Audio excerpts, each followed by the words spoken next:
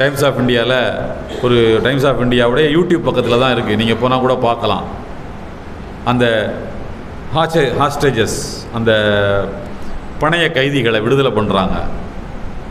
இஸ்ரேலிய பெண்கள் கைதிகளாக ஹமாஸ் போராளிகள்கிட்ட இருந்த பெண்கள் விடுதலை செய்யப்படுறாங்க.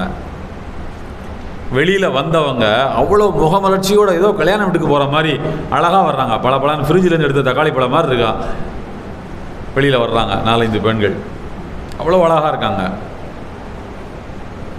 அதில் ஒருத்தன், ஒரு பத்திரிக்கைக்காரன் எதை பார்த்துருக்கான்னா, அந்த பெண்கள் ஜடை பின்னி போட்டிருப்பாங்கல்ல, அதை பார்த்துருக்கான். என்ன அழகாக ஜடை பின்னி விட்டுருக்கு, இவங்க ஜெயிலேருந்து வந்த மாதிரி தெரியலையே, ஏன் ஜெயிலேருந்து வந்தவன் இவ்வளோ அழகாவா வருவான்?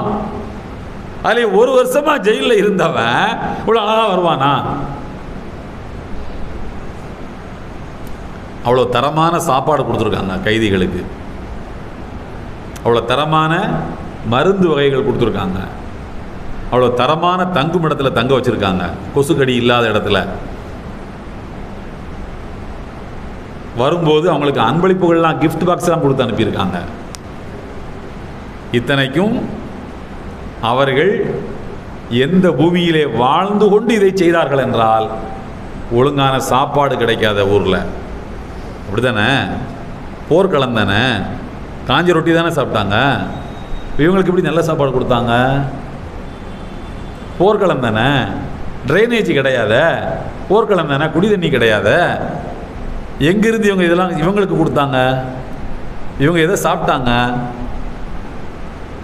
நாம் பட்டினி கிடந்தாலும் பரவாயில்லை, கைதிகளுக்கு தரமான உணவை கொடுக்க வேண்டும் என்று அவர்கள் நினைத்தார்கள் அல்லவா?